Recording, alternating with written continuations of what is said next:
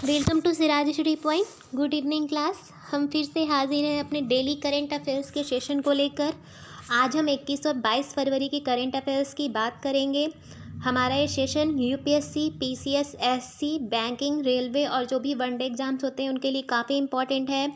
तो please student, अगर आपने अभी तक हमारे चैनल सिराज स्टडी पॉइंट को सब्सक्राइब नहीं किया है तो प्लीज़ इसे सब्सक्राइब करिए। और आपको जैसा भी सेशन लगे उसको लेकर अपने व्यूज़ हमें कमेंट बॉक्स में ज़रूर पिन करें और हमारे इस सेशन को ज़्यादा से ज़्यादा शेयर करें जिससे ज़्यादा से ज़्यादा बच्चे इसे का फ़ायदा उठा सकें, और लाइक तो ज़रूर से करें। सो स्टूडेंट, चलिए स्टार्ट करते हैं हम आज के सेशन को हमारे पहले क्वेश्चन से। हमारा पहला क्वेश्चन है, हाल ही में फ्रांस 1.7 बिलियन अमेरिकी डॉलर की वैश्विक इंफ्रा परियोजना के निर्माण के लिए किस देश के साथ जुड़ गया है? तो यहाँ पे फ्रांस की बात हो रही है। तो फ्रांस ने ये जो वैश्विक इंफ्रा परियोजना को लेकर जो प्रोजेक्ट साइन किया है वो चाइना के साथ किया है। ठीक है, यानी कि फ्रांस के जो इमैनुअल मैक्रोन हैं और चाइना के सी जिनपिंग, इन दोनों ने एक साथ मिलकर एक 1.7 बिलियन अमेरिकन डॉलर का इंफ्रा प्रोजेक्ट साइन किया है। अगर हम यहाँ पे इन दोनों की बात करें तो इस समय जो है, चूँकि फ्रांस ऐसी नीति अपना रहा है, जो मैं बता दूँ, अगर इंटरनेशनल रिलेशन की हम बात करते हैं, पहले मैं बता दूँ कि ये जो आपका टॉपिक है ये यूपीएससी के पेपर 2 के लिए काफ़ी इंपॉर्टेंट है। पेपर 2 जिसमें इंटरनेशनल रिलेशन से रिलेटेड क्वेश्चन पूछे जाते हैं, तो उसके लिए काफ़ी इंपॉर्टेंट है।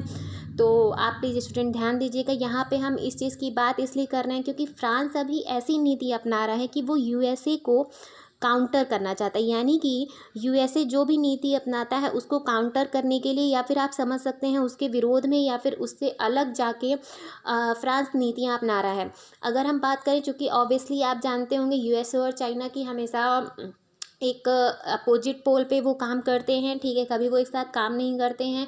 तो यहाँ पे फ्रांस ने चाइना के साथ मिलकर एक प्रोजेक्ट पर साइन किया है, पार्टनरशिप एग्रीमेंट किया है 1.7 बिलियन डॉलर का, जिसके तहत फ्रांस जो है, फ्रांस और चाइना मिलकर अफ्रीका, साउथ ईस्ट एशिया और ईस्टर्न यूरोप में, ये 3 जगह यानी कि अफ्रीका, साउथ ईस्ट एशिया और ईस्टर्न यूरोप में मिलकर इन्वेस्टमेंट करेंगे। जहाँ पे चूँकि पहले आप जानते होंगे चाइना की हमेशा से नीति रहती है, जिसे सब जानते हैं कि डेप्ट पॉलिसी को वो अपनाता है, यानी कि ऋण जाल में देशों को फंसाता है। पहले वहाँ पे इन्वेस्टमेंट करता है, फिर पैसा न चुकाने पर वहाँ की किसी न किसी जगह को अपने आधिपत्य में कर लेता है। जैसे आप हम्बनटोटा को लेकर जानते होंगे, श्रीलंका में हम्बनटोटा पोर्ट के साथ इसने ऐसा ही किया था। और ऐसी बहुत सारी जगह हैं जहाँ पर चाइना ने ऐसा अपना योजना अपने के तहत काम किया है, डेप्ट ऋण जाल परियोजना के तहत। तो अब क्या हो रहा है कि फ्रांस चाइना के साथ मिलकर, चूँकि चाइना की इस पॉलिसी को अपनाने के बाद बहुत सारे देश उससे कटने लगे हैं, या फिर कह सकते हैं आप कि उसको अपने इन्वेस्टमेंट करने से रोकते हैं। तो जिसके तहत अब फ्रांस ने ये नीति अपनाई है कि फ्रांस जो है चाइना के साथ मिलकर यूएसओ को काउंटर करने के लिए काम कर रहा है, जिसके तहत वो 1.7 बिलियन डॉलर के पैक्ट के तहत अफ्रीका, साउथ ईस्ट एशिया और ईस्टर्न यूरोप में इन्वेस्टमेंट के तहत काम करेगा। अगर हम यहाँ पे एक और चीज़ बताएं तो कि इसके तहत यहाँ पे एक और चीज़ देखने को मिलेगी। अगर आप अफ्रीका की हम बात करें, पहले आप यहाँ पे देख सकते हैं ये इमैनुअल मैक्रोन है, फ्रांस के, और सी जिनपिंग जिन्होंने पैक्ट साइन किया है। यहाँ पे हम देख सकते हैं ये जो आपका कंट्री है, अफ्रीकन कंट्री है युगांडा। सॉरी, आपको ये थोड़ा मैप ठीक से देख नहीं पा रहे होंगे आप, बट अफ्रीकन कंट्री है युगांडा। ठीक है, आप मैप में अपने देख सकते हैं, वर्ल्ड मैप में युगांडा के आप देख सकते हैं,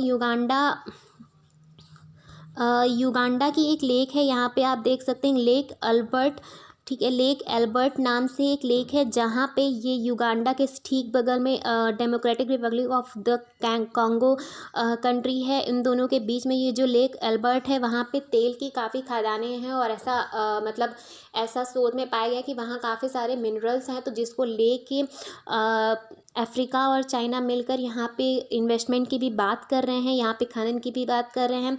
ठीक, इसके अलावा अगर हम बात करें तो ईरान न्यूक्लियर डील, जो अमेरिका ने जिस पर प्रतिबंध लगाया था, ईरान न्यूक्लियर डील जो हमारी जिस पर प्रतिबंध लगाया गया था, अगर हम बात करें तो जिसे जैकपोआ भी कहते हैं, joint comprehension partners of agreement 2015, जिस पर प्रतिबंध लगाया था यूएसए ने, उसको भी चालू करने की बात की जा रही है। इसके अलावा अगर हम बात करें तो फ्रांस ने जो है 8.1 बिलियन डॉलर की डील की है इंडोनेशिया से, जिसके तहत उसने 42 रफाल जेट्स इंडोनेशिया को दिए हैं। और इसके अलावा अगर हम बात करें तो चाइना और फ्रांस जो है third party market cooperation pilot project पर काम कर रहे हैं। किस चीज़ पे? Third party market cooperation pilot project. ठीक है, चाइना और फ्रांस मिलकर third party market cooperation pilot project पर भी काम कर रहे हैं। आगे आने वाले टाइम में हो सकता है कि ऐसा देखने को हमें मिले कि फ्रांस और चाइना के काफ़ी बेहतर relation as a trade partner साबित हों, और उसके जो है अन्य देशों के साथ, क्योंकि यूरोपियन कंट्रीज़ ऑलरेडी काफ़ी डेवलप्ड कंट्रीज़ हैं, चाहे वो फ्रांस की हम बात करें, स्पेन की बात करें, ब्रिटेन की या जर्मनी की, तो काफ़ी बेहतर देखने को मिलता है। तो आगे आने वाले टाइम में हमें और भी चीज़ें देखने को मिल सकती हैं फ्रांस और चाइना के बीच में। ठीक है, इससे यूएसए को भी नुकसान देखने को मिल सकता है। आगे क्या होगा ये आप आगे आने वाले टाइम में ज़रूर देखिएगा। बाकी यहाँ पे मैंने जैसे बता दिया कि फ्रांस से लेकर अगर हम इंडिया की बात करें तो फ्रांस और इंडिया के काफ़ी बेहतर रिलेशन है। राफेल की जैसे हमने बात की तो राफेल फ्रांस ने ही इंडिया को दिया है।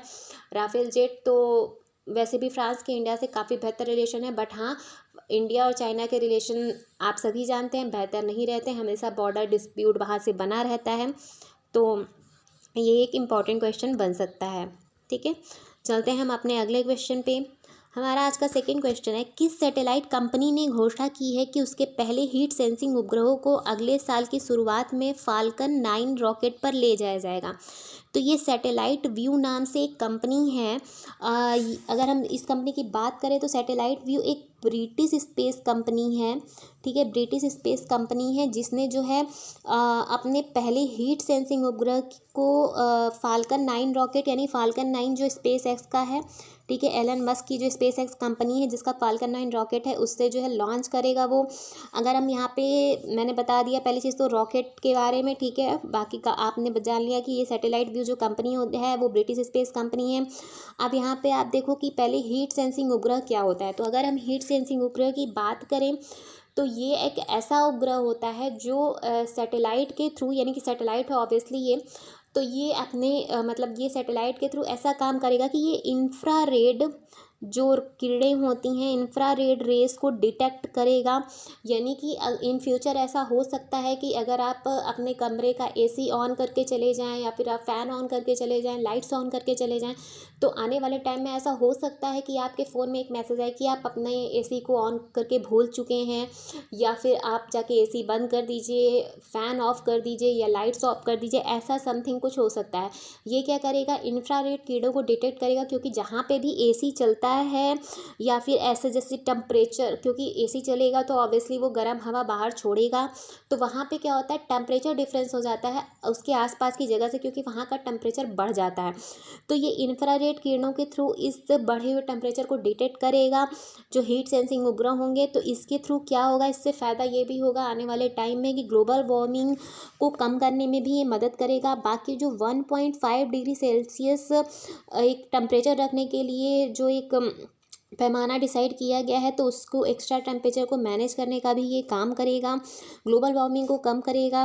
तो ये इस तरह के कई सारे प्रॉफिट्स इन फ्यूचर देखे जा सकते हैं। जैसे ये सैटेलाइट्स की व्यू इमेज ली गई, जैसे ये कोई एरिया है तो यहाँ पे ये अगर टेम्परेचर जो है बाकी एरिया से टेम्परेचर बढ़ा हुआ दिखेगा तो ये जो है तुरंत उस चीज़ को इन्फॉर्म करेगा। तो आगे आने वाले टाइम में ये एज अ आर्टिफिशियल इंटेलिजेंस यानी एआई एज अ काम कर सकता है, और काफ़ी बेहतर इसके परिणाम देखने को भी मिल सकते हैं, जिससे ग्लोबल वार्मिंग और इन्वायरमेंट को लेकर जो कई सारी पॉल्यूशन को लेकर समस्याएं होती हैं वो सारी भी कम होने के चांसेस हो सकते हैं। ठीक है, बाकी आप यहाँ पे देख सकते हैं सैटेलाइट कैसे काम करेगा। तो इसको जो है ब्रिटिश स्पेस कंपनी भेजने वाली है, ऐसा मतलब कहा गया है अगले साल तक। ठीक है, चलते हैं हम अपने अगले क्वेश्चन पर। नेशनल स्टॉक एक्सचेंज की स्थापना किस वर्ष हुई थी? तो ये नेशनल स्टॉक एक्सचेंज की स्थापना 1992 में हुई थी। यहाँ पे हम नेशनल स्टॉक एक्सचेंज की बात क्यों कर रहे हैं, तो पहले मैं बता दूं, नेशनल स्टॉक एक्सचेंज की जो मेन ब्रांच है वो बॉम्बे में है, यानी बम्बई में, ठीक है, मुंबई में। यहाँ पे नेशनल स्टॉक एक्सचेंज की हम बात इसलिए कर रहे हैं क्योंकि एक स्कैम सामने आया है जिसे हम कोलोकेशन स्कैम के नाम से प्रोनाउंसिएट कर रहे हैं या फिर हम जान रहे हैं। अगर हम इस स्कैम की बात करें तो कोलोकेशन स्कैम जो है बॉम्बे स्टॉक एक्सचेंज में सामने आया है, जिसके तहत जो है वहाँ पे काफ़ी बड़ी मात्रा में कर चोरी और वित्तीय अनियमितता का आरोप लगाया गया है। किसके द्वारा? सेबी के द्वारा, securities exchange board of India, जिसके द्वारा जो है आरोप लगाया गया। नेशनल स्टॉक एक्सचेंज की जो एमडी रही थी, जिनका नाम था चित्रा रामकृष्णन, यहाँ पे आप देख सकते हैं चित्रा रामकृष्णन जी हैं। इनके ऊपर एक आरोप लगाया गया कि 2012 से लेकर 2014 के बीच में इन्होंने काफ़ी बड़े घोटाले किए हैं। तो कर चोरी और वित्तीय अनियमितता का इनको लेके आरोप लगाया गया है। यहाँ तक ये कहा गया है कि ये जो अपने निर्णय लेती थी, यानी कि अगर किसी को कहते हैं कि जैसे ये एमडी हैं, ऑब्वियसली सबसे हाई पोस्ट होती है किसी भी कंपनी की, तो नेशनल स्टॉक एक्सचेंज की ये एमडी रह चुकी थी। इन्होंने 2016 में इस्तीफ़ा दे दिया था। तो ये जो है जब कोई काम करती थी तो ये एक बाबा थे, वर्चुअल बाबा आप समझ सकते हैं, क्योंकि जिसको लेकर कोई भी जब से सेबी खोजबीन कर रही है तो कोई डाटा सामने नहीं आया है, मतलब उस इंसान का कुछ पता नहीं चल रहा है वो इंसान कौन था। तो ये एज अ एक बाबा से ईमेल के थ्रू बात करती थी, जिससे पूछ कर ये निर्णय लेती थी कि किसे अपॉइंट करना है, किसे निकालना है, किसे कितने पैकेज पे रखा जाए। तो कंपनी की यानी जितने भी निर्णय ये करती थी, बड़े से बड़े और छोटे से छोटे लेकर, ये एक बाबा से पूछ के करती थी, जो काफ़ी फ़नी लग रहा है सुनने में, बट हाँ ये सच है। और उन्होंने ये जांच के दौरान एक्सेप्ट किया है। सेबी की जांच के दौरान इनसे जब पूछा गया तो इन्होंने खुद ये बात बताई। यहाँ पे आप देख सकते हैं ये जो आनंद सुब्रमण्यम जी थे, उनको जो है 15 लाख के पैकेज पर वो काम करते थे, जिनको इन्होंने लगभग 1.38 करोड़ रुपए के पैकेज पर एनएसई में काम दिया था। तो ये बाबा से पूछकर निर्णय लेते हैं, जिसके तहत कर चोरी का सामने आया है। अगर हम बात करें तो इससे लेकर क्या मुद्दा सामने आया है, आप यहाँ पे मैं आपको समझाने की कोशिश कर सकती हूँ। आई होप ये थोड़ा सा डिफ़िकल्ट होगा समझाना, बट फिर भी हम ट्राई करेंगे। क्या होता है कि जैसे मान लीजिए नेशनल स्टॉक एक्सचेंज है, ठीक है, जब ये काम करती है, जैसे मान लीजिए बॉम्बे में इसकी जो मेन ब्रांच है कंपनी काम करती है, तो ऑब्वियसली बॉम्बे में कई सारे वहाँ पे कंप्यूटर्स काम करते होंगे जो ट्रेड को मैनेज करते होंगे, ठीक है। जैसे हम मोबाइल्स में मैसेजेस करते हैं, या फिर हम जैसे मार्केट में जाके हम कोई सामान खरीदते हैं, तो जैसे वहाँ पे ट्रेडिंग होती है। कोई सामान 10 रुपये का होता है, जैसे मान लीजिए टमाटर आपका 10 रुपये का मिल रहा है, तो वही हो सकता है दूसरी दुकान पे वो 9 रुपये का मिले, अगले ठेले पे वो 8 रुपये केजी मिले, ठीक है। तो इसी तरह ट्रेड होता है एनएसई में, नेशनल स्टॉक एक्सचेंज में ट्रेड होता है। हर दिन कम से कम करोड़ों का ट्रेड वहाँ पे होता है। कई सारे स्टॉक्स खरीदे जाते हैं, कई सारे स्टॉक्स बेचे जाते हैं, ठीक है। तो इन सारे स्टॉक्स को मैनेज करने के लिए बॉम्बे नेशनल स्टॉक एक्सचेंज जो बम्बई में कंपनी है, वहाँ पे कई सारे कंप्यूटर्स काम करते हैं। अब आप ये चीज़ ध्यान दो कि जैसे कि आपने सुना होगा लेटेंसी करके एक वर्ड होता है। लेटेंसी से मतलब होता है टाइम का, जो टाइम ड्यूरेशन जो हमारा होता है उसमें कितना डिके आ रहा है। यानी कि जैसे मान लीजिए आप फ़ोन पे बात करते हो, तो जैसे आपने यहाँ से कोई चीज़ बोला, जैसे मैं यहाँ पे आपको पढ़ा रही हूँ, तो मैंने अगर कोई चीज़ मान लीजिए मैंने कोई चीज़ बोला 10:10 पे, सॉरी 10 मिनट 10 सेकेंड पे अगर मैंने बोला, तो ये बात आपको हो सकता है 12 सेकेंड पे सुनाई दे। यानी कि टाइम का कुछ ड्यूरेशन आता है, यानी कि जब मैं यहाँ से बोल रही हूँ और वो बात जब तक आपको पहुँच रही है, तो उसमें कुछ ना कुछ टाइम ड्यूरेशन आ जाता है, जस्ट बिकॉज ऑफ ये जो हमारे फ्रिक्वेंसीज काम करते हैं या फिर हमारे जो सेंसर्स काम करते हैं, वो सारे कुछ ड्यूरेशन के बाद पहुँचते हैं। जैसे आप फ़ोन पे बात करते हो, तो आपने इंस्टेंट कोई चीज़ बोली, तो हो सकता है सामने वाले को वो 2 सेकेंड बाद या 3 सेकेंड बाद सुनाई दे। ठीक है, ये चीज़ हमारे जैसे टीवी या फिर लैपटॉप में भी कभी कभी होता है। जब हम नेट यूज़ करते हैं, आप यूट्यूब चला रहे हो, तो आपको बफरिंग होती है, अगर आपका नेटवर्क अच्छा नहीं है तो वो चीज़ें तुरंत नहीं दिखाई देती। तो वो सब लेटेंसी का ही बात होती है कि चीज़ें थोड़ी देर में, यानी डेटा थोड़ी देर में पहुंचता है। तो यहाँ पे क्या हुआ है, बॉम्बे नेशनल स्टॉक एक्सचेंज में क्या देखने को मिला कि जो चित्रा रामकृष्णन जी थी, जो यहाँ की एमडी थी, जिनको लेकर मैंने बताया कि वो बाबा से पूछ के सारे काम करती थी, तो उन्होंने क्या किया था कि ऑब्वियसली जो इंसान दूर से बैठ के ट्रेडिंग कर रहा है उसकी लेटेंसी ज़्यादा होगी कंपैरिजन टू जो बॉम्बे में बैठ के उन्हीं कंप्यूटर्स के पास काम कर रहा है। ठीक है, तो हम मान लेते हैं यहाँ पे ये एक कंपनी है। ठीक है, ये एक कंपनी है जहाँ पे ये सारे कंप्यूटर लगे हैं। ठीक है, ये बॉम्बे में कंपनी है और हम यहाँ पे मान लेते हैं कि यहाँ पे कोई केरला में कोई किसी इंसान का घर है जो यहाँ पे बैठकर ट्रेडिंग कर रहा है। मान लीजिए सुबह नेशनल स्टॉक एक्सचेंज आप मान लीजिए सुबह 9 बजे खुलता है, तो 9 बजे जब इस इंसान ने ट्रेडिंग स्टार्ट की तो ऑब्वियसली वो जो डेटा देखेगा यानी स्टॉक्स देखेगा वो लगभग कम से कम हो सकता है 2 से 4 सेकेंड्स का, या फिर 2 से 6 सेकेंड का, कुछ भी 4 से 6 सेकेंड का कुछ भी अप्रॉक्स हो सकता है डिफरेंस बाद इसको स्टॉक्स दिखे। बट अगर हम यहीं बैठे इंसान की बात करें जो नेशनल स्टॉक एक्सचेंज के ऑफिस में बैठा है, उसको यही डेटा 4 सेकेंड या 2 सेकेंड पहले दिखेगा। तो यहाँ पे अगर कोई बैठ के बंदा ट्रेडिंग कर रहा है तो वो ऑब्वियसली करोड़ों का प्रॉफिट कमा सकता है। ठीक है, क्योंकि वो यहीं पे बैठ के ट्रेडिंग कर रहा है, उसको 2 सेकेंड पहले या 4 सेकेंड पहले स्टॉक्स दिख रहे हैं, तो वो ट्रेडिंग ज़्यादा बेहतर तरीके से कर सकता है कंपेरिजन टू यहाँ बैठे, तो वो करोड़ों का लाभ कमा सकता है। अब यहाँ पे चित्रा रामकृष्णन जी ने क्या किया कि एक कंपनी थी OTR नाम से, उन्होंने इस कंपनी को यहाँ पे इस ऑफिस में बैठने की परमिशन दी, जिसके तहत उस कंपनी ने काफ़ी करोड़ों का लाभ कमाया। जब ये बात एज अ विशल ब्लोअर किसी ने 2015 में, जब ये बात 2015 में किसी विशल ब्लोअर ने सेबी को कंप्लेन की, तो सेबी ने जब जांच की तब ये बात सामने आई कि 2012 से लेकर 2014 के बीच में काफ़ी सारे ऐसे इस कंपनी को या फिर और भी कई लोगों को, कंपनियों को चित्रा रामकृष्णन ने अपने काम के गलत कामों के थ्रू फ़ायदा दिलाया, जिसकी वजह से उन पर ये आरोप लगा है, जो कर चोरी वित्तीय अनियमितता का आरोप लगा है, जिसकी वजह से उनके ऊपर केस चल सकता है। इसी वजह से जब ये चीज़ें सामने आई थी तो 2016 में इन्होंने अपने पद से इस्तीफ़ा भी दे दिया था। आई होप ये चीज़ आपको समझ में आई हो, जो मैंने समझाया लेटेंसी क्या होती है, बाकी कैसे ये स्कैम हुआ है। तो आगे आने वाले टाइम में आपसे ऐसा क्वेश्चन पूछा जा सकता है कि कोलोकेशन स्कैम क्या है, इससे रिलेटेड आपसे ऑब्जेक्टिव क्वेश्चन भी पूछ सकता है, या फिर अगर आपसे मेंस में यूपीएससी के पीसीएस के या फिर किसी अन्य एग्जाम के अगर आपसे मेंस में पूछता है तो उसको लेकर भी आपके पास आई थिंक कि आपके पास एक अच्छा खासा कंटेंट होगा जिसको आप एक्सप्लेन कर सकते हैं। ठीक है, तो ये चीज़ आपको पता होनी चाहिए। बाकी चलते हैं हम अपने अगले क्वेश्चन पे। हमारा अगला क्वेश्चन है, कृषि एवं किसान कल्याण मंत्रालय द्वारा 2021-22 के जारी आंकड़ों के अनुसार देश में कितने मिलियन टन रिकॉर्ड खाद्यान्न उत्पादन हुआ है।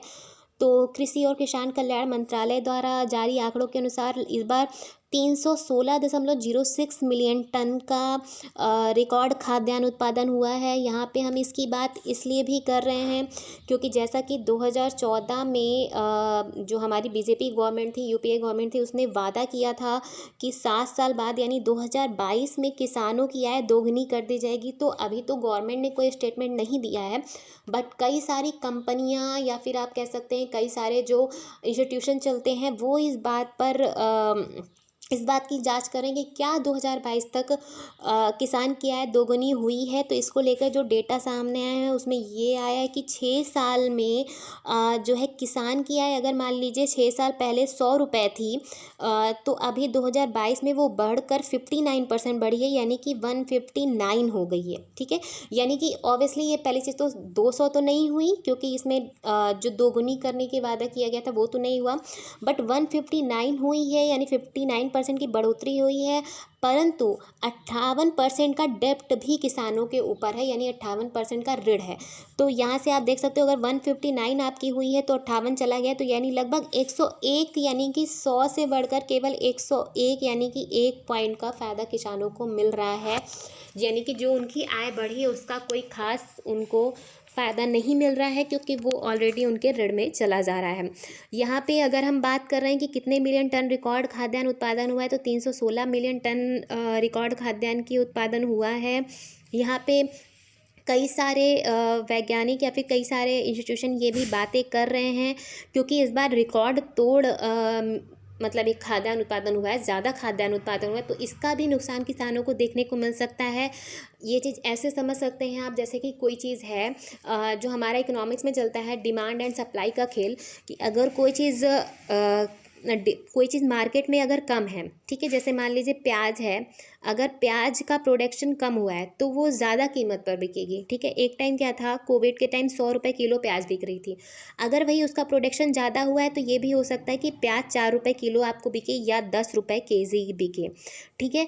तो ऑब्वियसली आप समझ सकते हैं कि कोई चीज़ अगर ज़्यादा उत्पादन होगी तो उसकी प्राइस ऑलरेडी मार्केट में कम हो जाएगी। तो इस बार चूँकि ज़्यादा उत्पादन हुआ है तो ये भी अनुमान लगाया जा रहा है कि इससे किसानों को नुकसान हो, क्योंकि मंडी में उनके भाव मतलब जो खाद्यान्न है उसके भाव गिरेंगे और उसको ख़रीदने के लिए ज़्यादा लोग नहीं मिलेंगे या फिर वो कम दामों पर बिकेगी।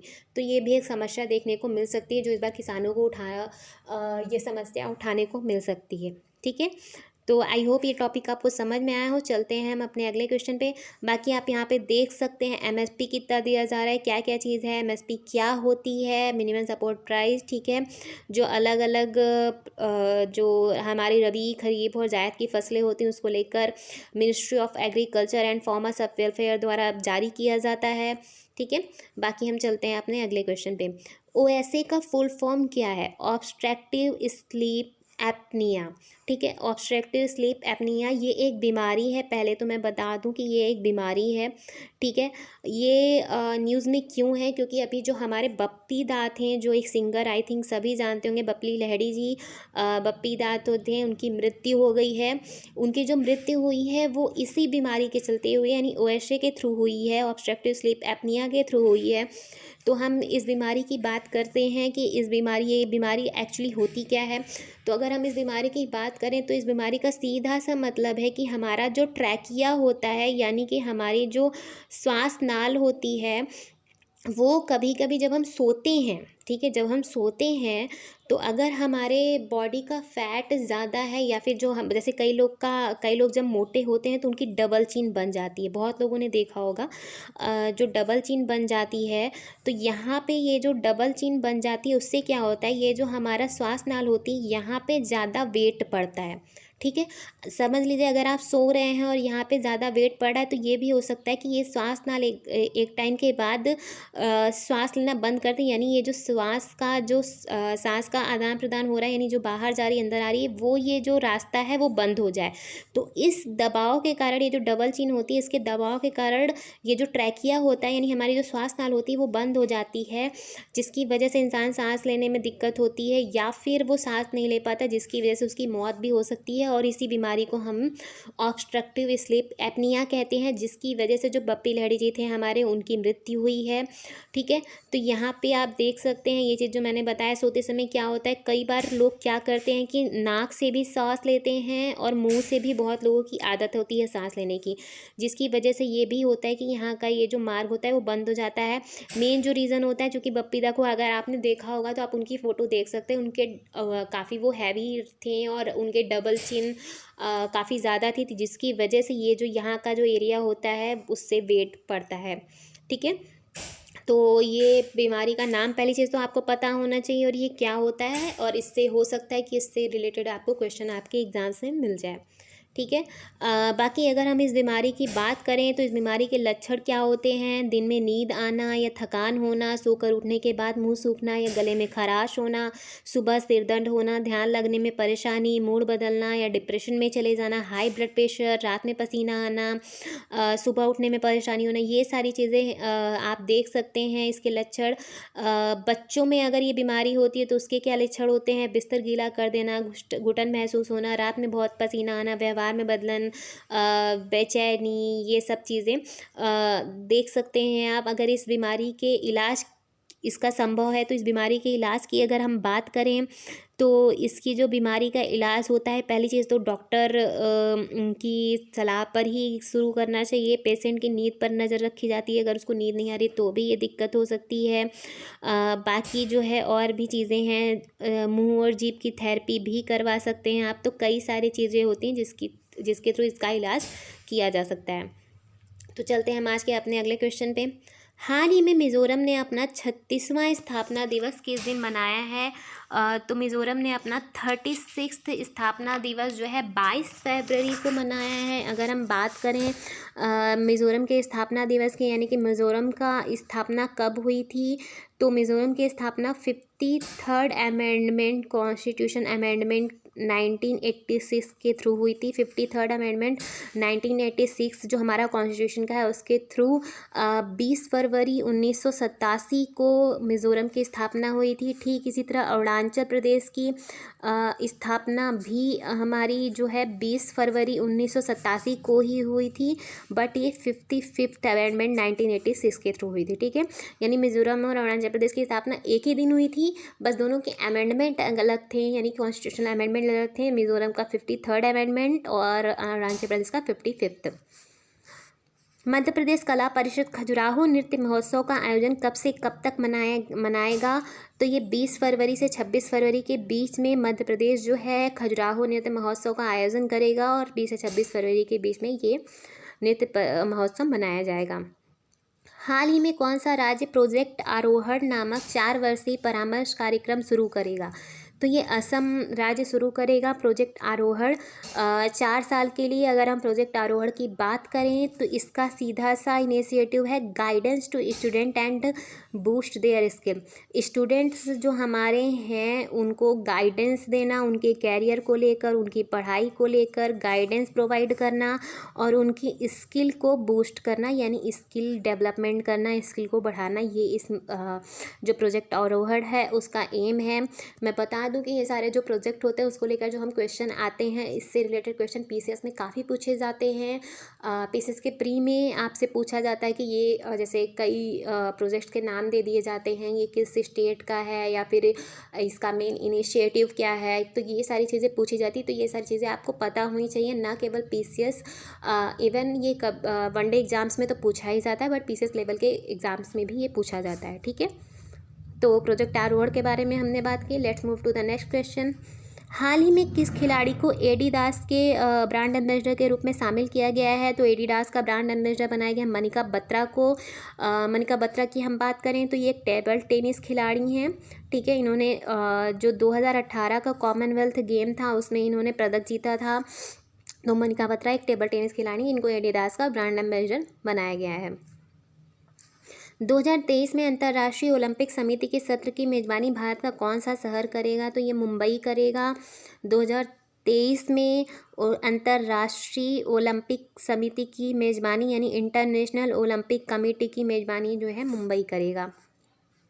किस देश के शोधकर्ताओं को सी ड्रैगन का 180 मिलियन साल पुराना जीवाश्म मिला है, तो ये यूके यानी ब्रिटेन के शोधकर्ताओं को सी ड्रैगन का 180 मिलियन साल पुराना जीवाश्म मिला है। किसे? ब्रिटेन के लिए। भारत सरकार ने किस संस्थान के साथ मिलकर रिवॉर्ड परियोजना के कार्यान्वयन के लिए $115 मिलियन के ऋण समझौते पर हस्ताक्षर किया है, तो ये वर्ल्ड बैंक के साथ मिलकर भारत सरकार ने रिवॉर्ड परियोजना पर काम करने के लिए $115 मिलियन के ऋण समझौते पर हस्ताक्षर किया है। ठीक है, हाल ही में किस वरिष्ठ पत्रकार का निधन हो गया है, तो ये रवीश तिवारी जी का निधन हो गया है। ये वरिष्ठ पत्रकार थे, जर्नलिस्ट थे, इनका निधन हुआ है। हाल ही में दादा साहब फाल्के सम्मान समारोह संपन्न हुए जिसमें बेस्ट एक्टर का पुरस्कार किसने जीता है, तो बेस्ट एक्टर का पुरस्कार रणवीर सिंह को दिया गया। यहाँ पे आप देख सकते हैं दादा साहब फाल्के पुरस्कार किसको किसको मिला है। तो ये film of the year award जो है Pushpa the rise, Pushpa movie को मिला है। बेस्ट फिल्म का अवार्ड शेरशाह को मिला है। बेस्ट एक्टर का अवार्ड रणवीर सिंह को फॉर 83 जो मूवी है उसके लिए। बेस्ट एक्ट्रेस का अवार्ड जो है कृति सेनन को दिया गया है मिमी मूवी के लिए। आउटस्टैंडिंग कंट्रीब्यूशन टू फिल्म्स मिला है आशा पारिक को।